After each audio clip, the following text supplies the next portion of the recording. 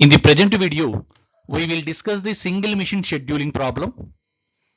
Single machine scheduling problem consists of n jobs with the same single operation on each job, while flowchart scheduling problem consisting of n jobs with m machines on each job.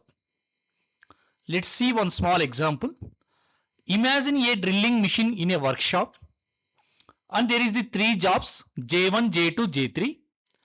Each job needs only drilling operation. So only one operation, that is the drilling operation, and only one machine is available.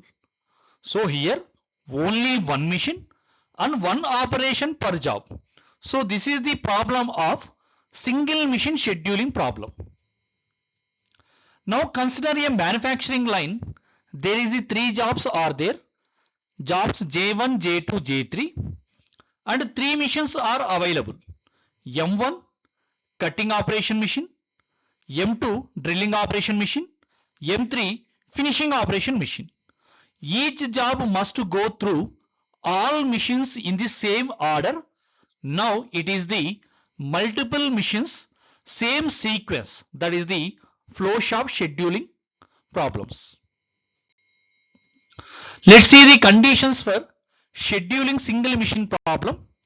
A set of single operation jobs is available for processing at a time 0. And second condition is setup time of each job is independent of its position in the job sequence. So the setup time of each job can be included in its processing time. Next condition is job descriptions are known in advance. And one more condition is the one machine is continuously available and is never kept idle when work is waiting.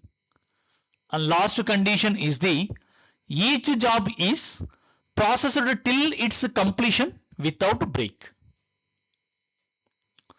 So let remember the small note.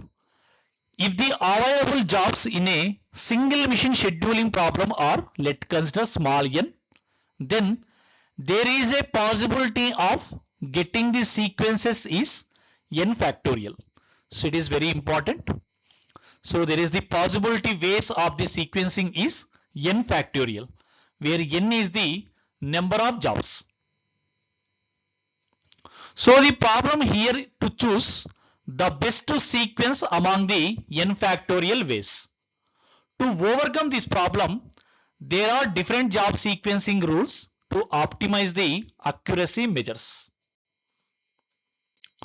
So first we will discuss the first optimizing method is shortest processing time rule to minimize mean flow time.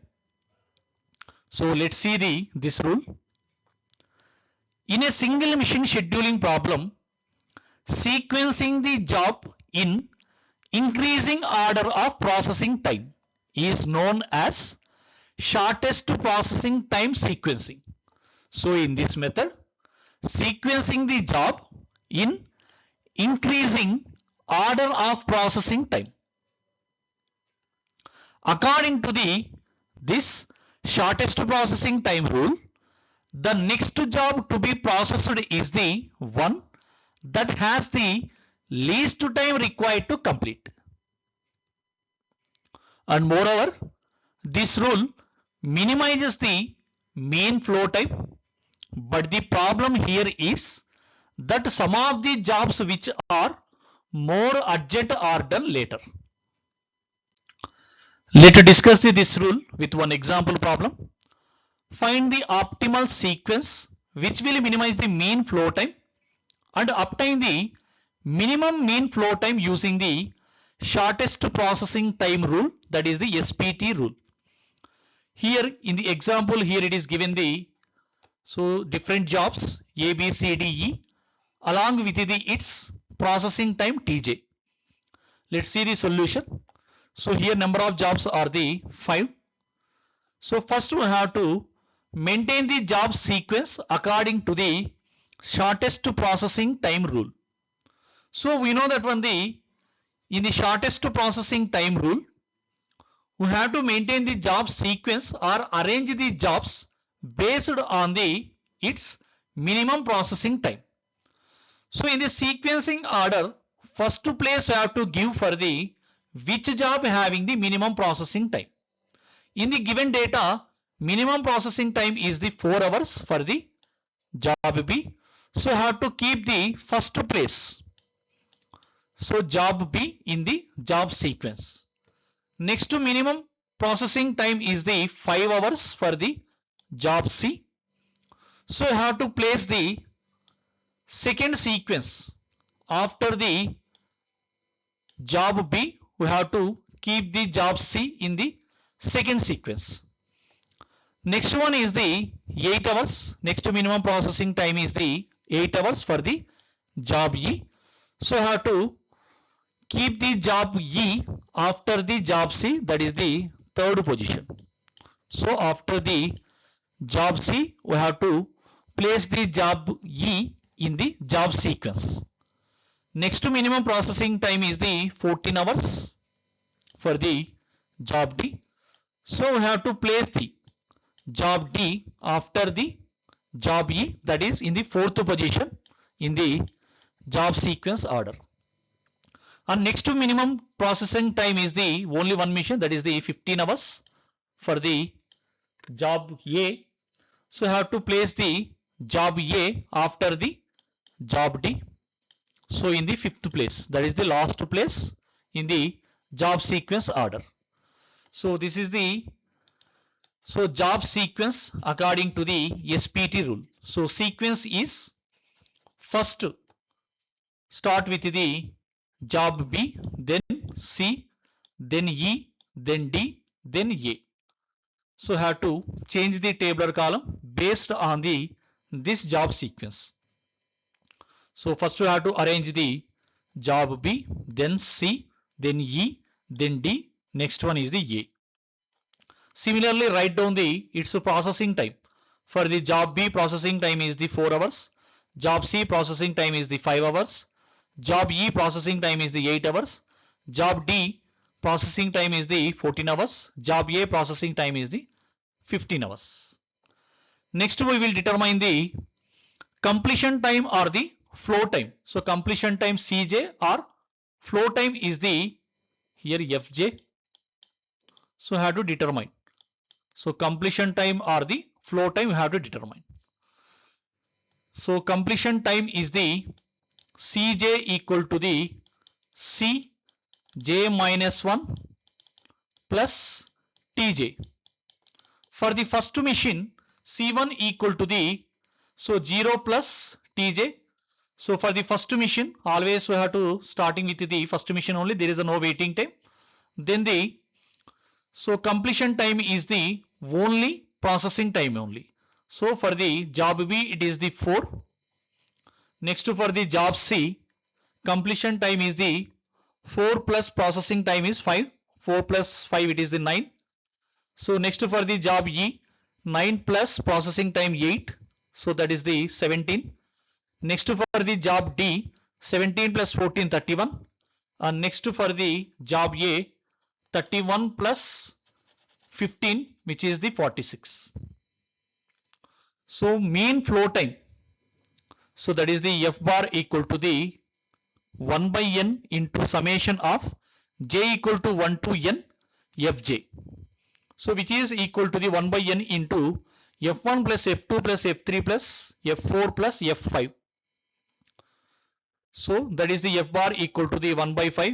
F1 processing time for the first one is the 4. So 4 plus 9 plus 17 plus 31 plus 46 divided by 5, which is equal to the 21.4 hours. Next we will discuss the second rule, that is the earliest due date rule, EDD rule, to minimize maximum lateness.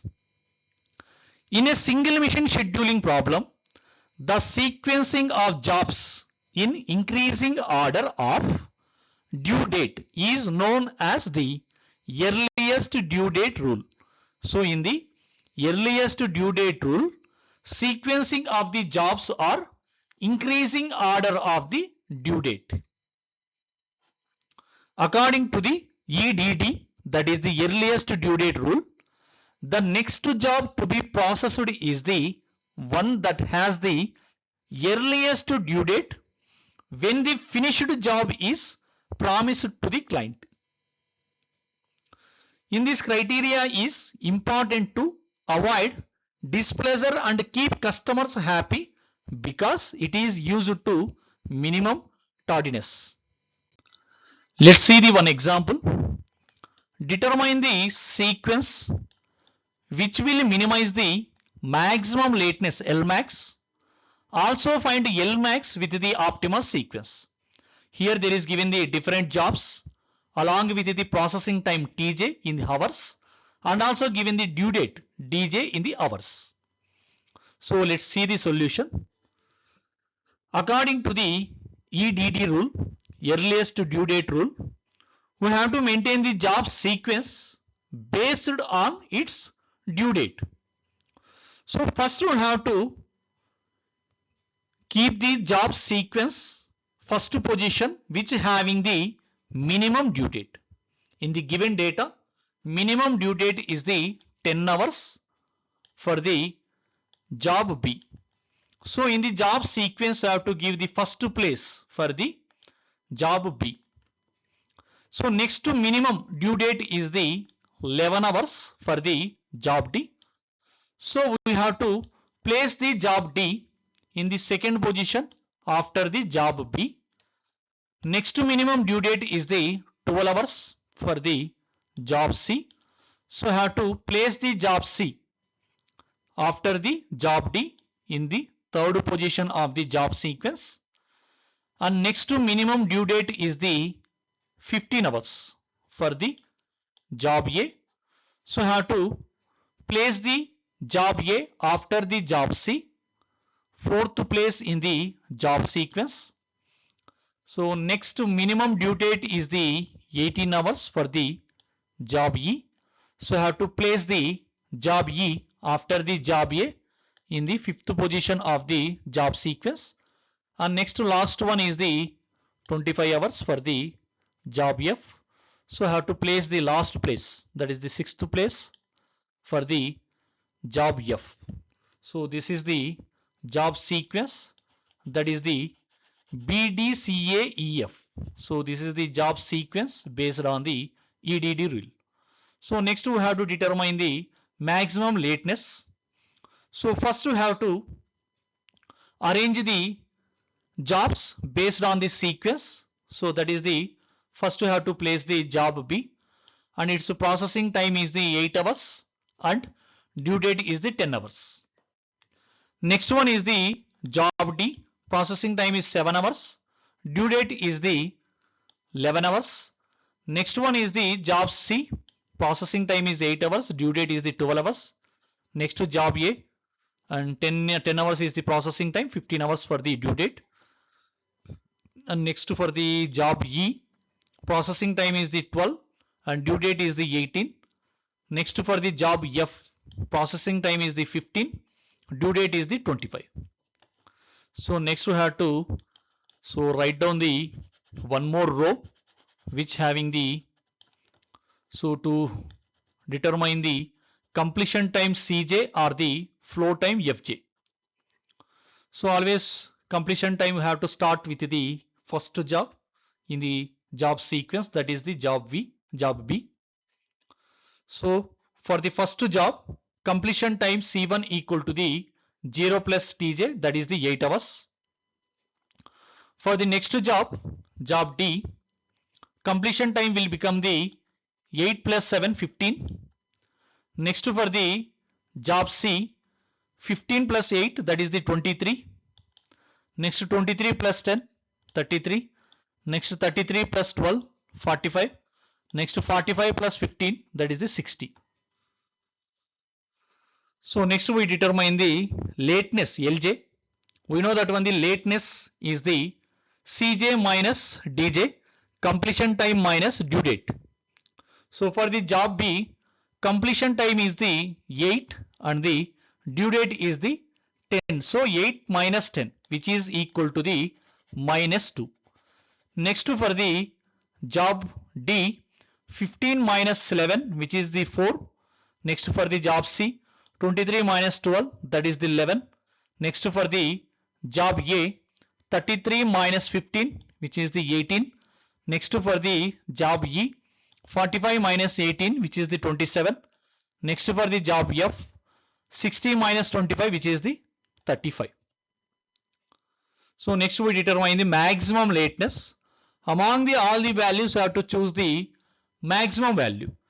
Here lateness values are the minus 2, 4, 11, 18, 27 and 35. Among these values, maximum value is the 35. So here Lmax value is the 35. So one more here, remember one note is, the Lmax of any other non-EDD sequence will not be less than the 35. Next we will look for the another rule, that is the weighted mean flow time rule. Sometimes the jobs in a single machine, the jobs will not have equal importance. At that time, each job is assigned a weight Wj.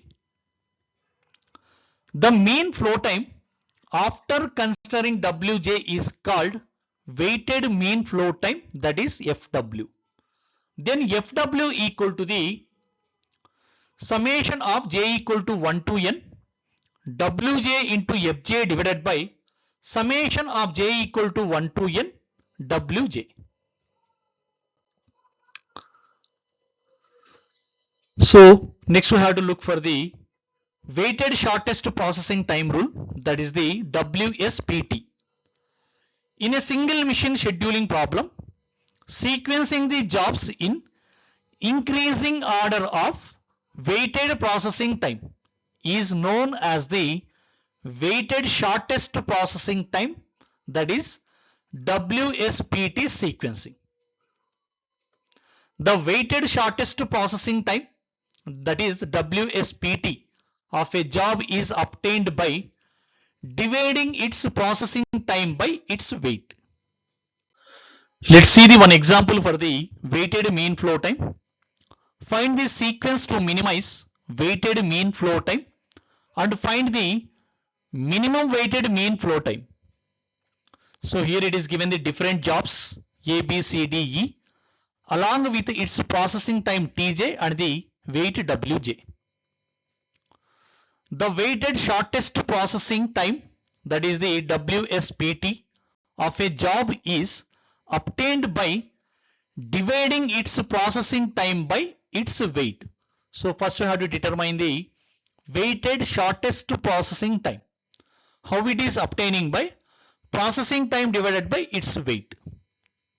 So add the one more row, that is the Tj processing time divided by Wj, that is the weight. So for the job A, Tj is the 15 and Wj is the 1. So which is the 15 by 1, which is equal to the 15. For the job B, 4 by 2, 2. For the job C, 5 by 1, 5. For the job D, 14 by 2, 7. For the job E, 8 by 3, which is the 2.67.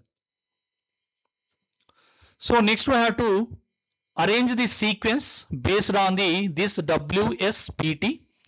Based on this one, we have to arrange the jobs which having the minimum value of the Tj divided by Wi. So here given the jobs, minimum value is the 2 for the job B. So in the sequence, first place we have to give for the job B, and next to minimum value is the 2.67 for the job E.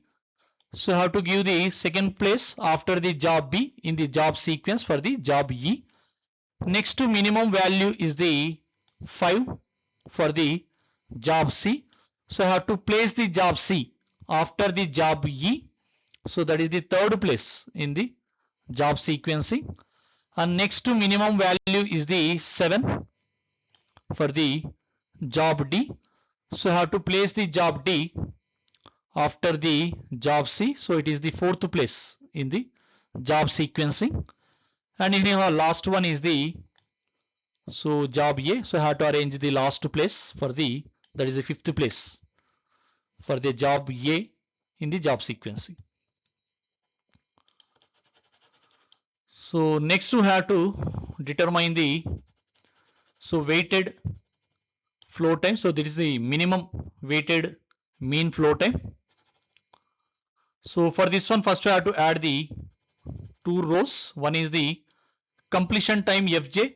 First we have to calculate the Fj values. Then another row is the, is a product of the Fj into Wj. Fj is the completion time into Wj is the weight. First we have to determine the completion time.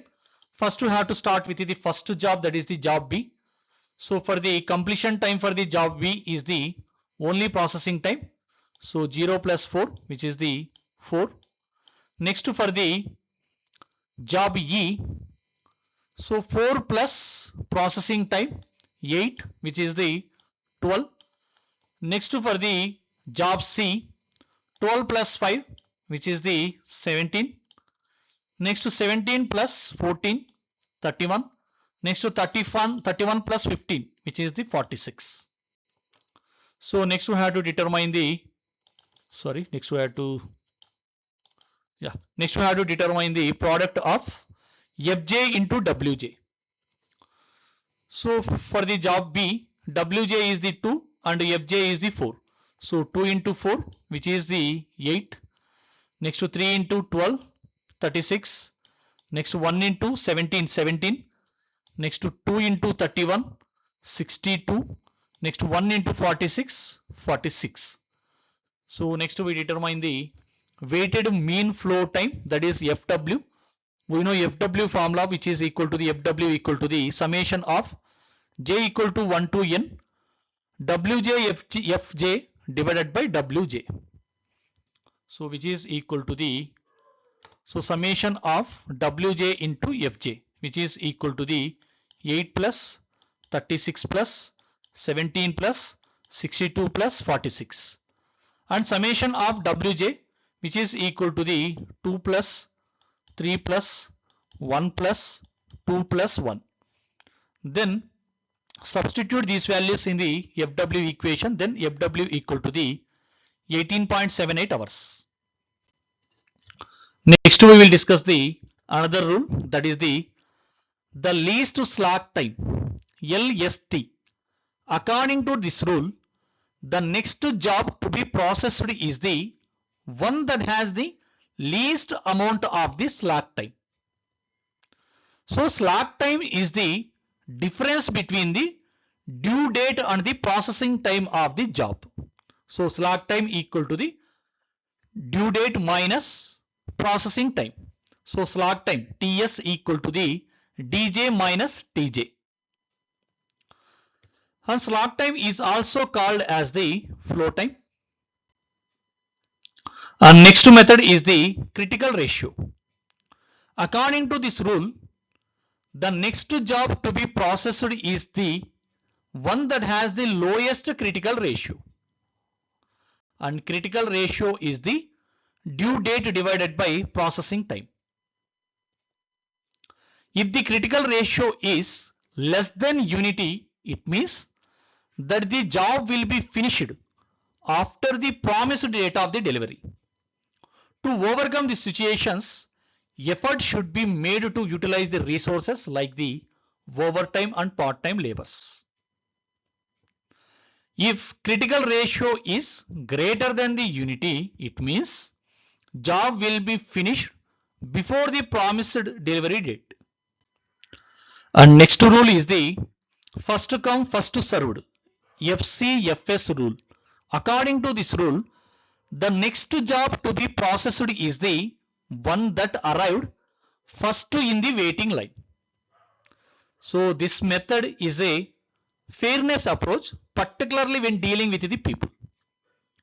And in the inventory management, it is synonymous with first in first out, which means that the first piece of inventory to arrive at the storage area is the first one to be used.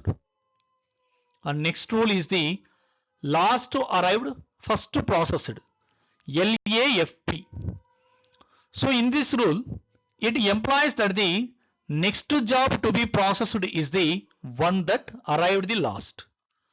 So these are all the rules for the single mission scheduling problems, and thank you.